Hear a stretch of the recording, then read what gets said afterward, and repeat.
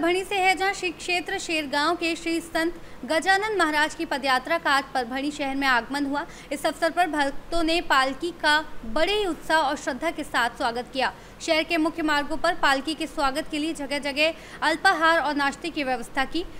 ढोल ताशों और मृदंग की मधुर ध्वनि के बीच जब गजानन महाराज की पालकी शहर में पहुंची तो दर्शन के लिए भारी संख्या में श्रद्धालु एकत्रित हुए।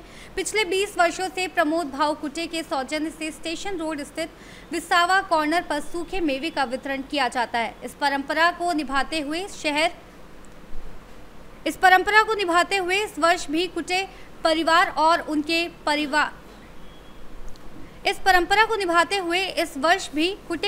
और उनके मित्र परिवार की ओर से डिंडी में शामिल भक्तों को काजू, किशमिश, बादाम, खजूर व अन्य सूखे मेवों का वितरण किया गया।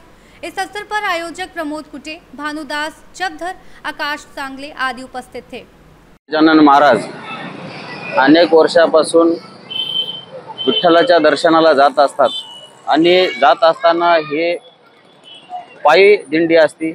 त्यामध्ये वारकरी संप्रदाय झेंडे, मृदुंग, ताल आणि विठ्ठलाचा गजर करत गजानन महाराज पंढरपुराच्या नतमस्तक होत असतात।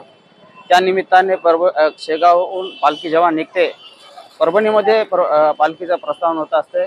त्या निमित्ताने आम्ही दरवर्षी काजू, बदाम, खारीक, खोबरं, गोडंबी अशा सगळे फळ फ्रूट विसावा कॉर्नर, स्टेशन रोड या ठिकाणी गजानन महाराजांच्या पालखीतल्या वारकऱ्यांना वाटत असतो आणि गजानन महाराजांच्या आणि विठ्ठलाच्या चरणी प्रार्थना करतो की आमच्या हातून गजानन महाराज व शेगाव पंढरपूरचे विठ्ठल यांची सेवा आमच्या हातून घडा, एवढीच त्यांच्या चरणी प्रार्थना करतो। परभणी से सीनियर संवाददाता रामकिशन थोंबरे की रिपोर्ट।